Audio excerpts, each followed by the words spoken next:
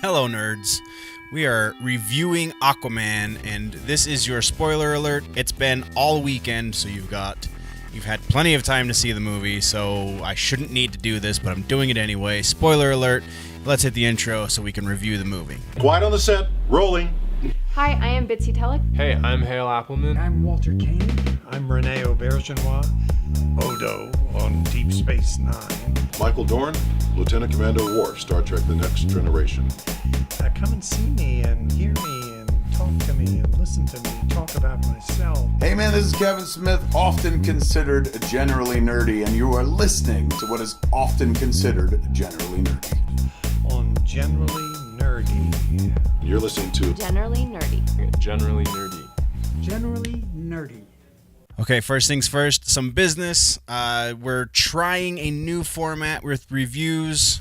This is kind of a quick setup, so this part, the aesthetic, isn't necessarily going to be the new format, but the way we do the review is formatted differently than we have in the past, so we can, do it with some consistency. So things are... It's going to be hopefully more informative and the rating system and all that jazz. So that's where we are with that. Before we get into it, website, generallynerdy.net, patreon.com/generallynerdy, all of the things. You can also check out any of these social medias and look for Generally Nerdy, and I'm right there, Nerdy Ninja, all that jazz. All right, movie time. So Aquaman came out last week. What I'm going to do first is I'm going to give you the general score, and then there's 3 sub-scores that we're also going to talk about. So the general score for this movie, I'm giving it a 70 out of 100, whereas I would have given Wonder Woman, let's bring up, I have a graphic for this. Let's bring up the graphic. So Wonder Woman is so far the best DCEU, since that has become a phrase, the DC Extended Universe. Wonder Woman is our best example of what DC can do. So that's sitting up right about 80-ish%, probably not quite that high, about 79 or so. So with the addition of Aquaman, magical, look at that, just below Wonder Woman. Neither of those movies are a perfect movie. I wouldn't make that argument at all. But Wonder Woman, aside from its third act, is a more solid movie, has a lot more going for it. Aquaman is almost the exact opposite of that. Everything leading up to the final act of Aquaman is really hit and miss, whereas the final act is where everything kind of comes together and you feel like it's well worth your time to have spent. So that's the real quick breakdown. Didn't spoil anything. Now we're going to go over the synopsis, and we're going to spoil the whole damn thing. The plot synopsis, as given to us by Wikipedia, thank you very much, Wikipedia. In 1985 Maine, lighthouse keeper Thomas Curry, who is played by Tamora Morrison, who actually was brought into the movie specifically because Momoa wanted him, which is kind of cool. Thomas Curry rescues a wounded woman named Atlanta. The whole movie I could have swore they were saying Atlanta, but it is Atlanna, Atlanta. You'll see it in the credits, but yeah, definitely thought they were saying Atlanta. Just, American accent being what it is. The princess of the underwater nation of Atlantis during a storm. They eventually fall in love and have a son named Arthur. I love how these plot summaries just glaze over probably one of the better elements of this movie. Now, this is going to be a source of contention in a different way. The storytelling in this part is probably the best actual storytelling in the entire movie, but the visual effects in this part of the movie are probably the worst in the entire movie. I swear to God, there were times where you're looking at Thomas Curry, who is a de-aged version of, I'm probably not saying his name right, Tamora Morrison, They de-aged both him and Nicole Kidman, and even apparently, and this one we'll talk about in a minute, but Willem Dafoe was de-aged during some of this too. But again, we'll get to that in a second.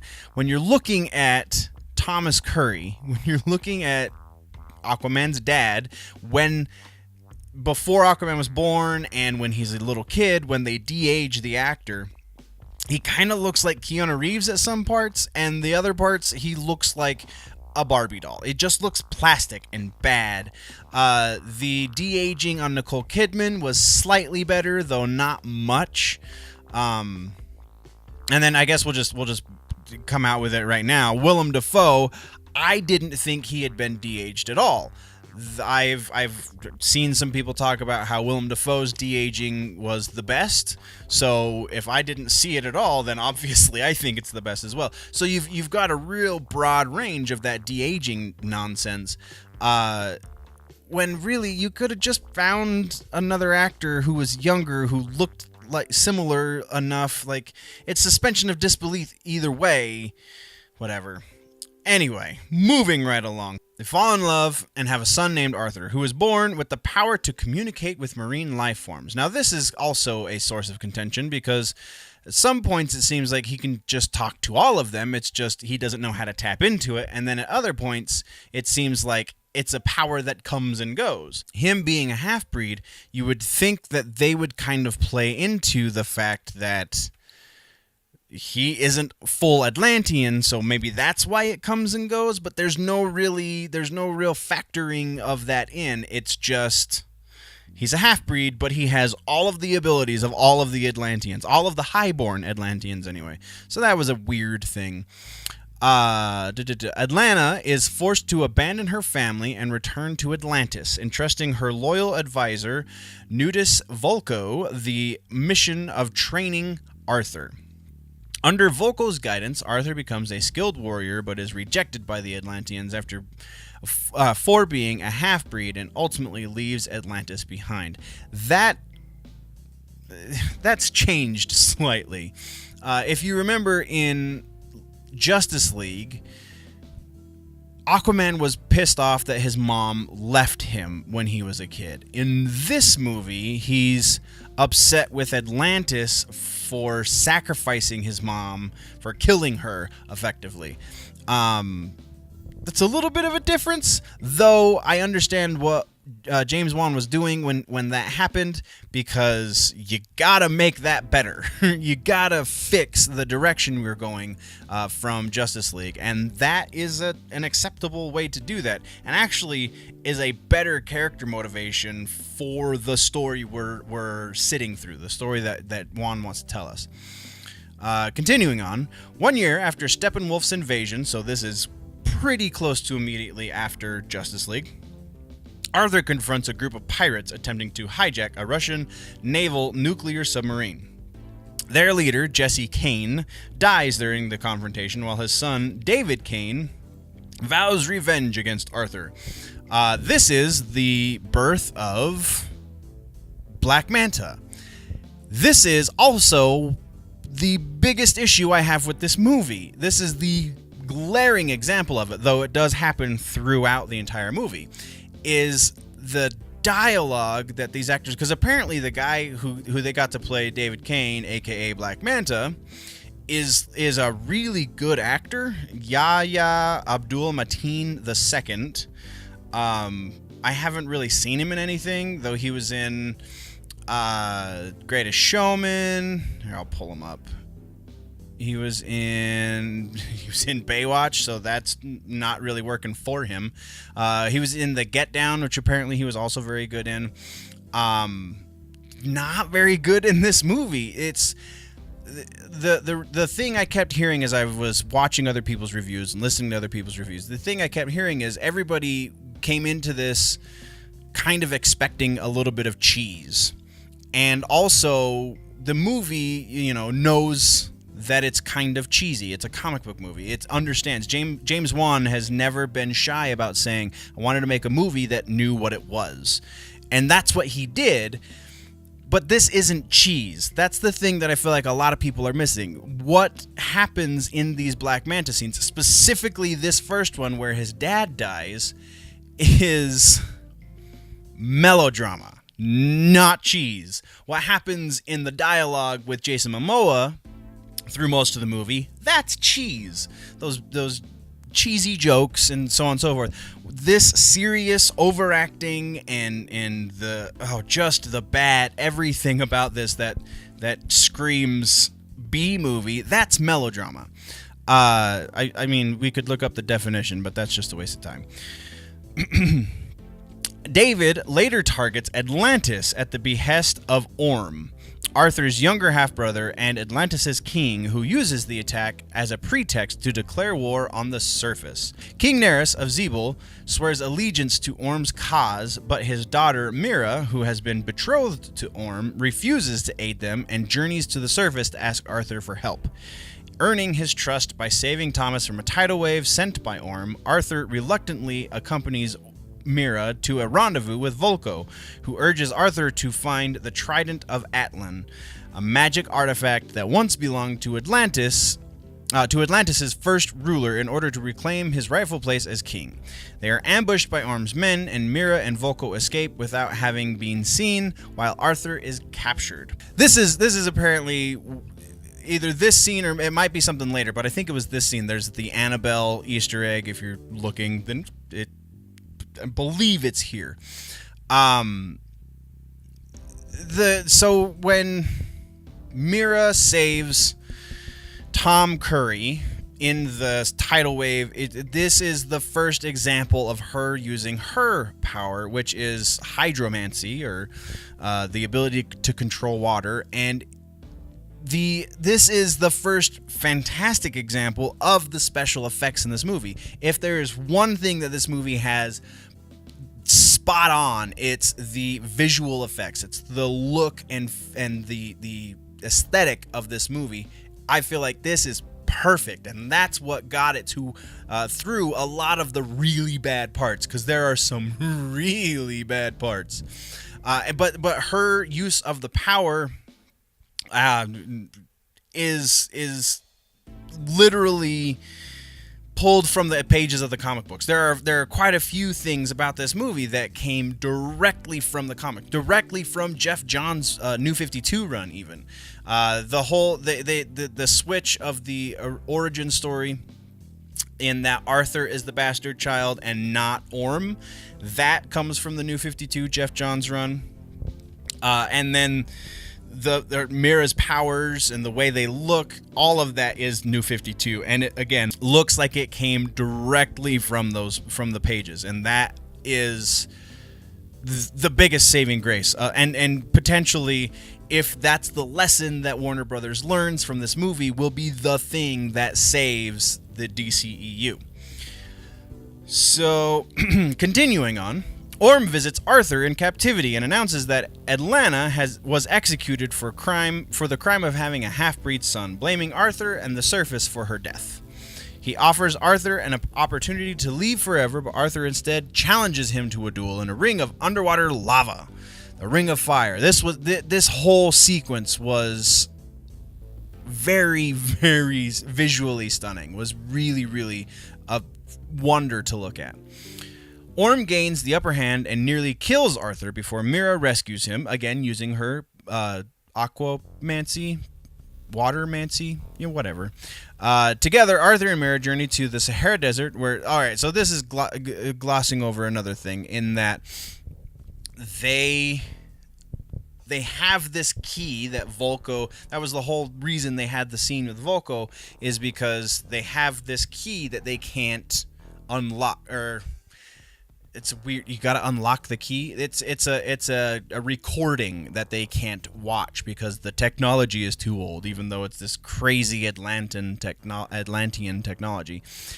So that is why they go to the Sahara Desert, because there's supposedly a place below the Sahara Desert where Atlanteans once lived that has the technology that they can watch this recording. So there. The Sahara Desert, where the Trident was forged, and unlock a holographic message that leads them to Sicily, where they retrieve the Trident's coordinates. Meanwhile, Orm provides David, aka Black Manta, though he's not quite Black Manta just yet, with Atlantean armor and weaponry and sends him to stop them, imprisons Volko upon learning of his betrayal, and coerces the remaining kingdoms of Atlantis to pledge allegiance to him and his campaign against the surface.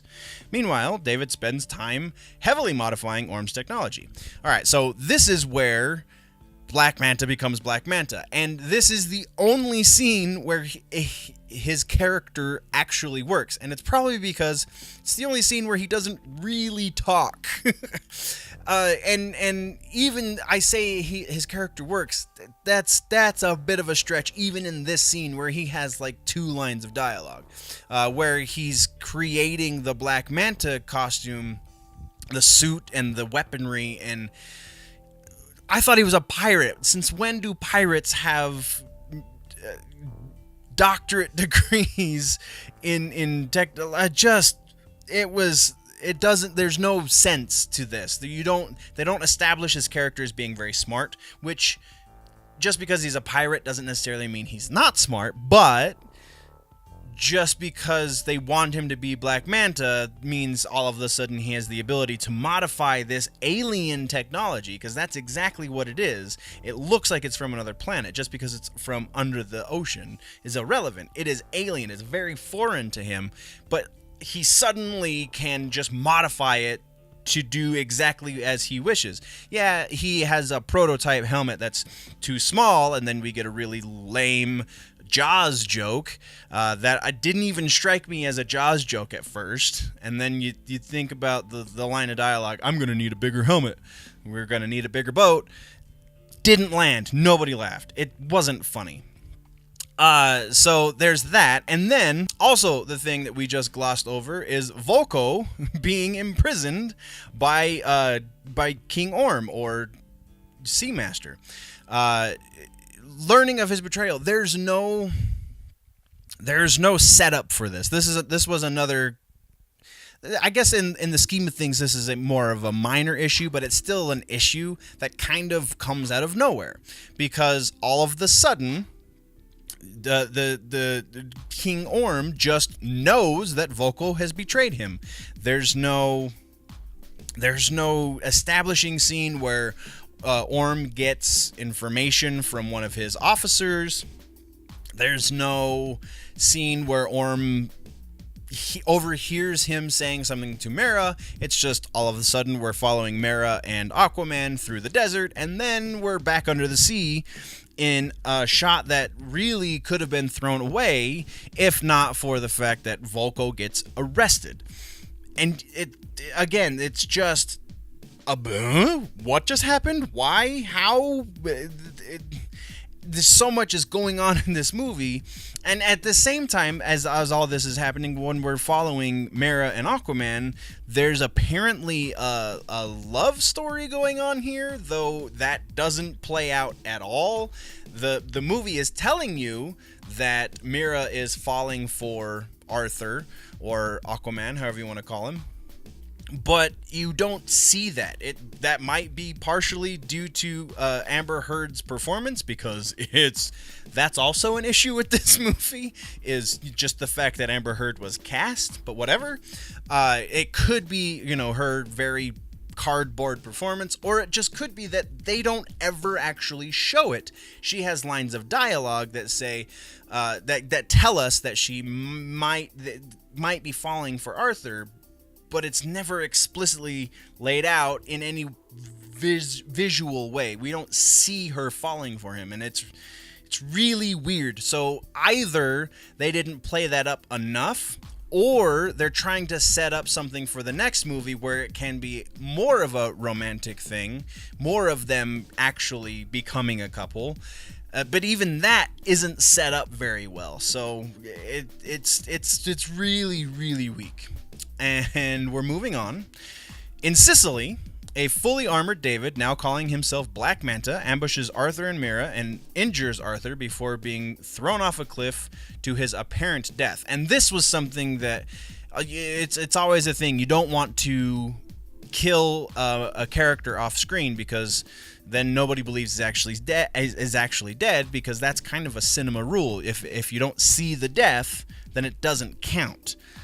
George R.R. Martin does that all of the time. That's how we got the Hound back, is because he may or may not have died off screen, and then the next season he's back, or the next book, whichever way you look at it. So, if they don't die on screen, the death doesn't count.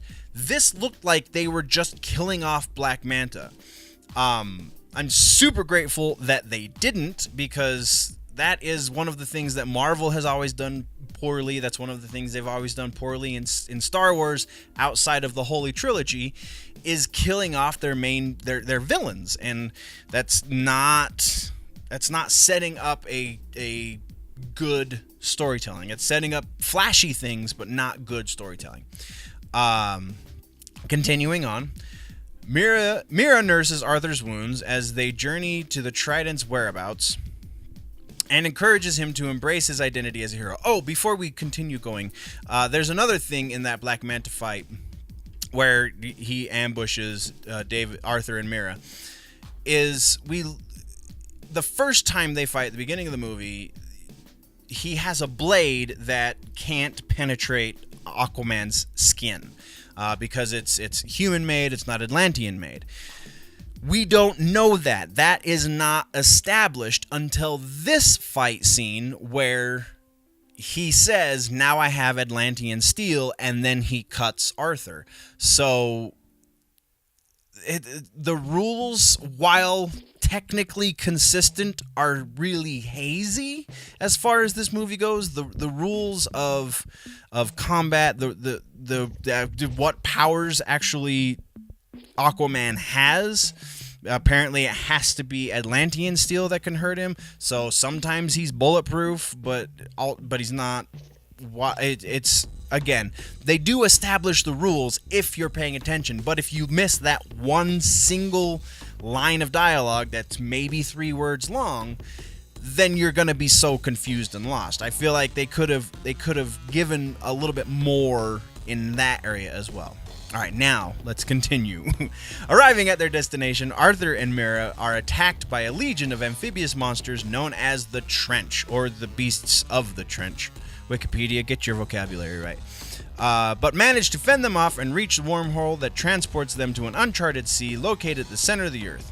There, they are unexpectedly reunited with Atlanta, who was sacrificed to the Trench for her crimes, but managed to escape and reach the uncharted sea, where she has been stranded ever since. So for about 20 years, she's been lost in the uncharted sea, and this kind of highlights another slightly minor issue with this movie. Slightly, I say. It's an issue. Is that everything was telegraphed. From the fact that Atlanta is not dead, to the fact that every trope about a king who doesn't want to be king but has a sibling who is king, every trope associated with that plays out on screen in front of you. He denies it. He has to do it because it's going to save the world. The sibling that's on the throne, King Orm, is a horrible, horrible person who, we glossed over this in the 2 paragraphs ago, when he's making alliances with the other Atlantean kingdoms, and he makes the alliance with the fisherman, he kills the fisherman king, or the fishman king, whatever. And just, like, this is the movie that they needed to make, even though it's not the best movie they could have made, if that makes sense.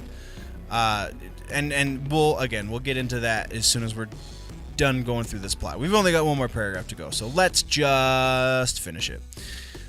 Arthur faces the Carathen, or the Carathen, however you say that, the mythical Leviathan that guards the Trident, and voices his determination to protect both Atlantis and the surface, proving his worth and reclaiming the Trident, which grants him control over the 7 seas. The Carathen is voiced by Julie Andrews, which is kind of weird. you recognize the voice, but it didn't really click with me. I knew it even going in, and I just forgot before sitting down.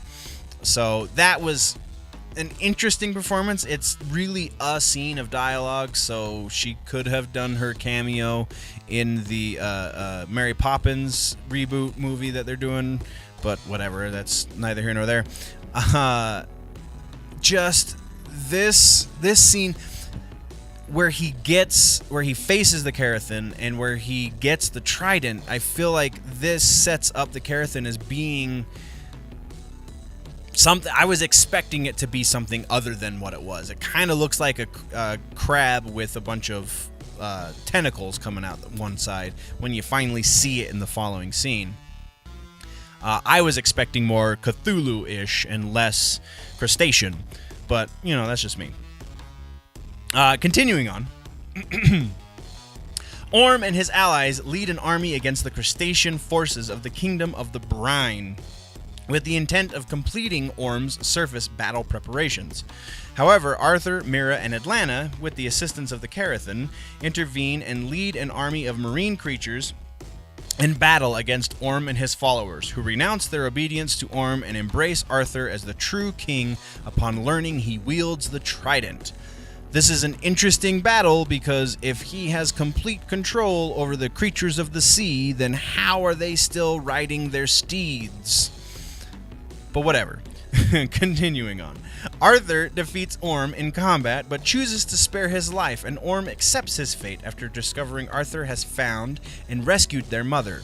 Atlanta returns to the service to reunite with Thomas, while Arthur ascends to the throne with Mara by his side.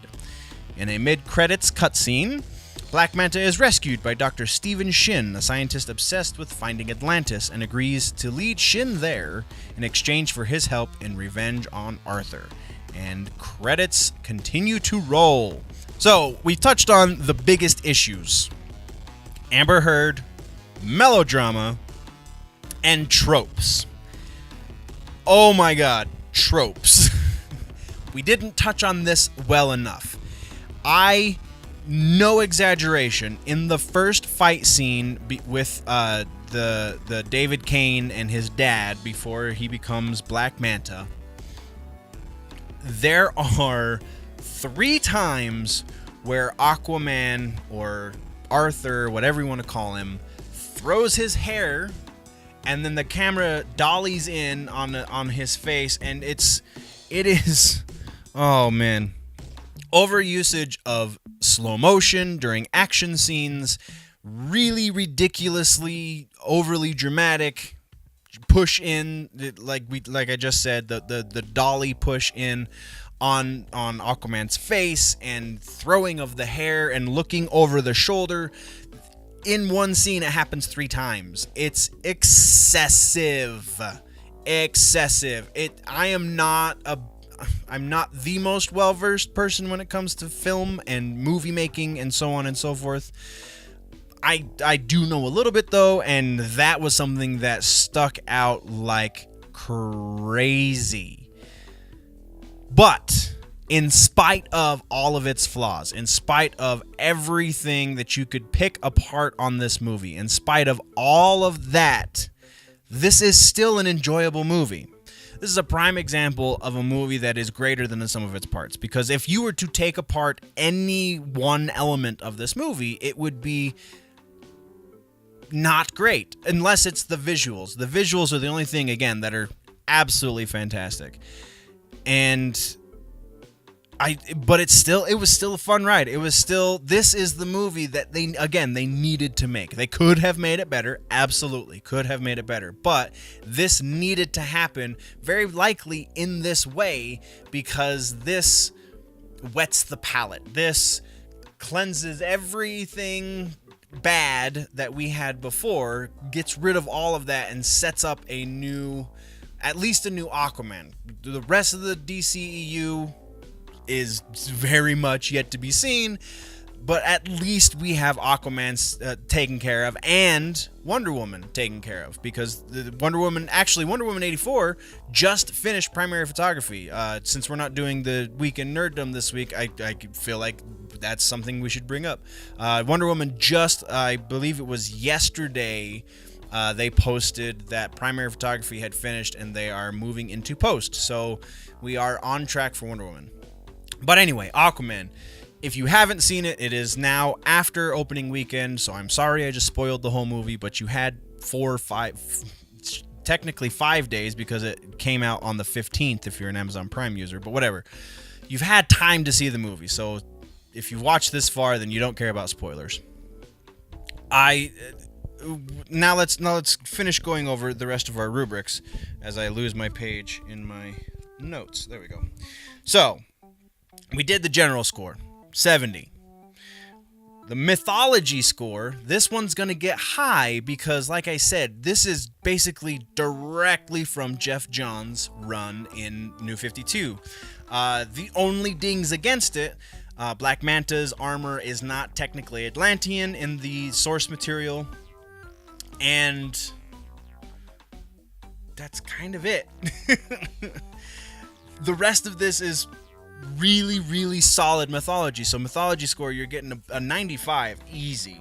The story score, the story atmosphere score, and as we go along, like I said, because it still isn't January, and I said I'd have all this stuff done by January. But as we do more of these in-depth reviews, there will be graphics for these scores. I just didn't have the time for Aquaman. I apologize, but the story score on this is pretty low. This is the thing that sinks it, because they're trying to throw so much crap into this movie that there's not enough time to, even though it's 2.5 hours long, and that runtime actually felt okay to me.